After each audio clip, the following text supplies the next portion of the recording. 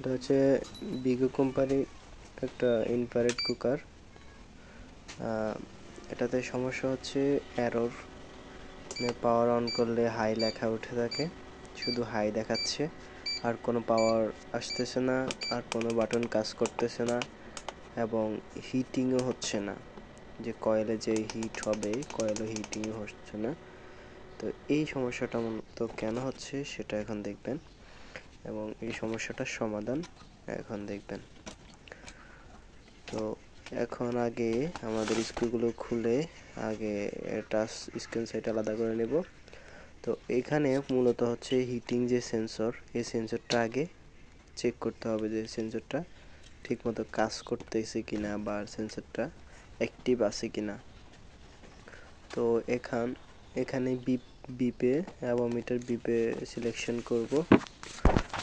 তো বিপে সিলেকশন করে এখানে প্রুফ দুটো লাগিয়ে দেখব যে মিটারে বিপিং করছে কিনা। বিপিং যদি করে তাহলে বুঝতে পারবো যে এটা অ্যাক্টিভ আছে, সেন্সরটি ঠিক আছে। তো এটা এখন দেখতেছি বিপিং হচ্ছে না, কোনো ওহমস দেখাচ্ছে না, তার মানে হচ্ছে সেন্সরের সমস্যা। তো এই সেন্সরের সমস্যা, তো সেন্সর কিভাবে রিপেয়ারিং করব? এখন সেন্সর এগুলো রিপেয়ারিংও করা যায়। তো আগে রিপেয়ারিং করব, স্ক্রুগুলো খুলে কয়েলটাকে উল্টো করে নিব। তারপর এই যে সেন্সর, এখানে সেন্সরের এই স্ক্রুগুলো খুলব। এটা হচ্ছে heating sensor, heating temperature sensor.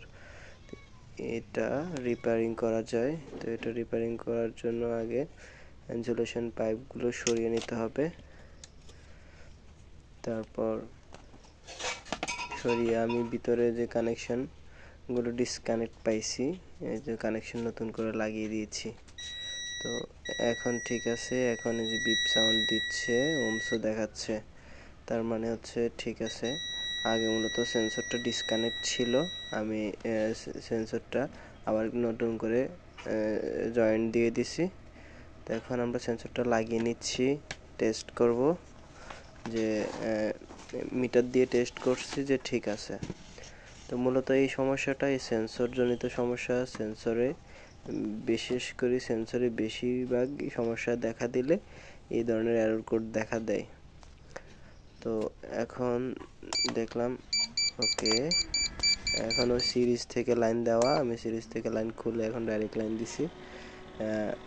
এবার তাপ আসতেছে, হিটিং আসতেছে, আমি কয়েলের পাওয়ারটা আরও বাড়িয়ে দিচ্ছি, দেখি তাপ আসতেছে কিনা। কয়েলটা লাল হয়ে গেছে, তাপ ঠিকঠাক আসতেছে, তার মানে আমাদের কাজটা কমপ্লিট। ছোট্ট একটা কাজ করেই কিন্তু চুলাটা ঠিক করা যায়। যদি আপনারা চান তাহলে করতে পারেন, যে কেউ করতে পারে ছোটখাটো কাজ। তো এতক্ষণ ভিডিওটি দেখার জন্য অসংখ্য ধন্যবাদ।